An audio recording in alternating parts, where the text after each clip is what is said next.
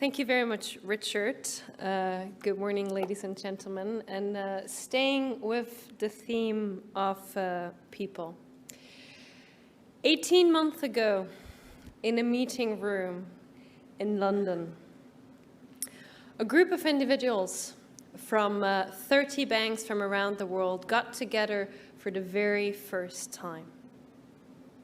They had a blank flip chart in front of them. What brought these individuals together? Even though they came from over 22 different countries, across 6 continents, they shared a common belief. The belief that the banking industry must change. That the banking industry must take responsibility for the crucial role it has to play in achieving a sustainable future. That the banking industry must do business in a way that benefits both shareholders and societies. So they set out to develop a global vision for a new, sustainable banking industry, and to develop a framework and mechanisms through which to put this vision into practice. They enlisted the advice of 12 civil society institutions, and once they had a draft, for 6 months they consulted banks, investors, regulators, civil society, and many more stakeholders in every corner of the world on this draft. Yesterday, not just these 30, but 130 banks from 49 countries, jointly representing over a third of the global banking industry, together with the UN Secretary General, launched the result: the Principles for Responsible Banking. The framework that from today is guiding the change in banking that these individuals came together to achieve. The change to a global banking industry that takes on a leadership role in helping society achieve a sustainable future on a healthy planet. To a banking industry that does business in a way that is consistent with and that contributes to society's goals. So, ladies and gentlemen, I'm proud to be presenting to you these principles for responsible banking. Principle 1, alignment. That's really the principle that sets out the objective, the vision here. Aligning banks with society's goals for a sustainable future. Aligning banks with the Sustainable Development Goals, the goals of the Paris Agreement, the global goals that humanity has set for its future. And that means making these goals an integral part of defining the bank's own strategic objectives. It means defining the bank's strategy, its business model, its growth opportunities, in the context of these goals. It means elevating sustainability to the strategic level, not just anymore at the transactional level, screening risks, to the strategic levels, for banks to understand where society needs to head and what role they can play and how they can grow in the right direction with their clients and customers. Because, as the UN Secretary General rightly said yesterday, when a bank aligns its business goals with those of society, that's when transformational change can happen. So how do banks put this into practice? How do banks align with society's goals for a sustainable future? That brings us to the second principle, impact and target setting. And that's really the principle that contains the mechanisms here, the mechanisms of the framework developed. And let me spend a moment here to talk about the concept of impact. Because the concept of impact is really central to this new way of banking. Why? Because it means a significant change in point of view. When you focus on impact, it's no longer just about what effect do developments in the world have on my portfolio, on my risk, on my profitability. It's about what impact does my portfolio, do my business activities have on the world. And so the first key step, the first thing that banks commit to in implementing these principles is to analyze, to understand their environmental, their social, their economic impacts as they relate to society's goals. And based on this analysis, banks can redefine their strategy and they can set their goals and their targets. And that is really the key mechanism at the heart of these principles, target setting. Signatories to the Principles for Responsible Banking commit to set, publish, and implement targets.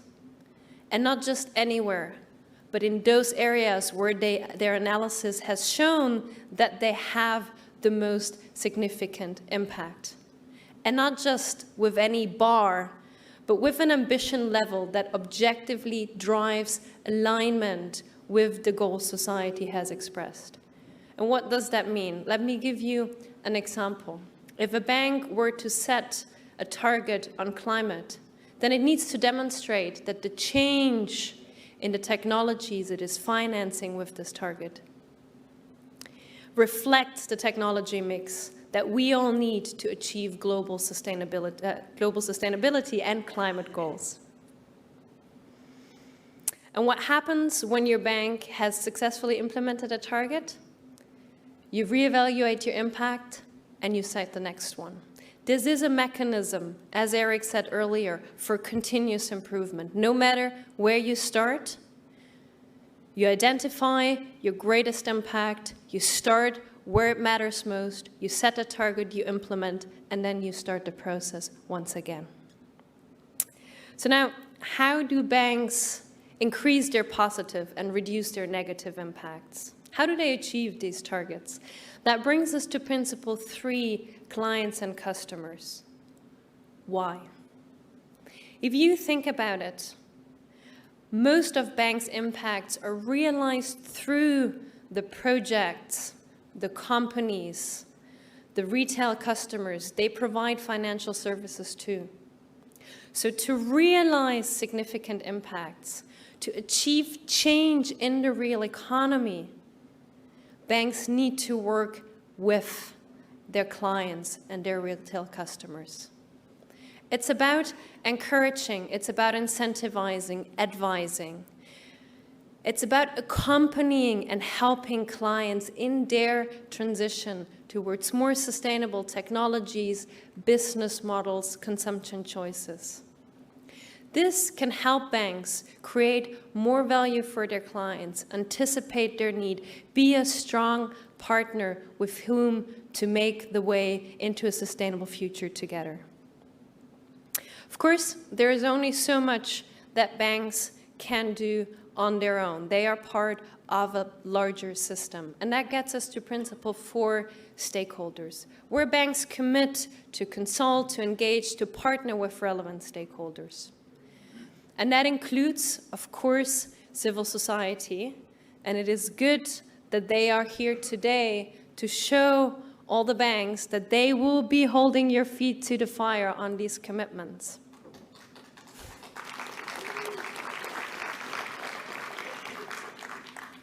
But it also means collaboration with stakeholders like policymakers and regulators who have a crucial role to play in setting the right framework, the right rules of the game. And it can mean collaboration with new actors like technology providers to find new innovative solutions to social and environmental challenges. Now, having gone through the first 4 principles, I think every practitioner, every leader very clearly understands that successfully implementing a new strategy, achieving ambitious targets, changing the way business is done will depend on the way that banks' employees, from the bottom to the top, think, operate, behave. And that gets us to principle 5, governance and culture. And so banks that sign up commit to embed these new strategic objectives around contributing to society's goals, to embed the principles for responsible banking in their governance structure, to allocate clear responsibilities, sufficient resources to make sure they deliver on their commitments. But beyond governance, the effective implementation of these principles will really depend on creating a shared sense of purpose among employees. A sense that when they come to work every day, they're contributing to a larger objective, to a sustainable future. And when you talk to bank leaders from around the world, which we had the opportunity to do yesterday, they will tell you that, yes, there is pressure from regulators and there is pressure from civil society, but we don't get more pressure from any group than from our own employees. They want to work with and for purpose. And so success in implementing this will depend on enabling and incentivizing employees to translate this purpose into their day-to-day actions and decision-making. Linked to this shared sense of purpose is also a sense of accountability.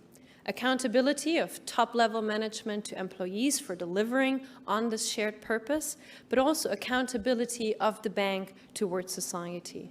And that brings us to our final principle, transparency and accountability.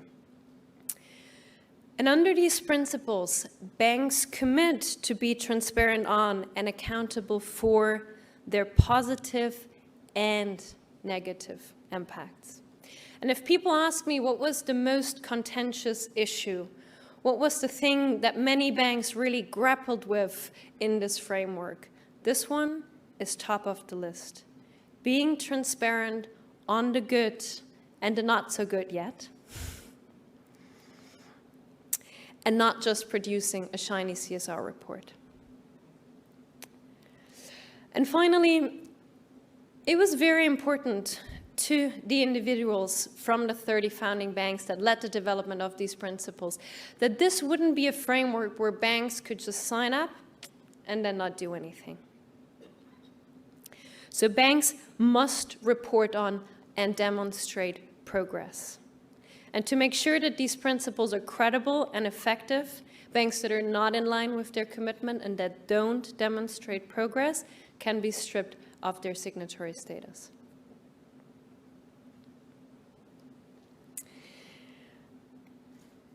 Ladies and gentlemen, when these individuals came together 18 months ago, success was by no means guaranteed.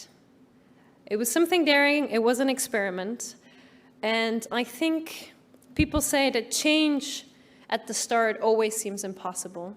Then it seems improbable, and eventually it becomes inevitable. With yesterday's signing of these principles for responsible banking by 130 banks from around the world, a third of the global banking industry, we are at a stage where changing banking to become aligned with society's goals for a sustainable future is rather probable. So let's together make it inevitable. Those of you who haven't done yet, join the principles for responsible banking. And those of you who have, to quote the Secretary General, set your targets high and wide. Let's together pave the way to a sustainable future.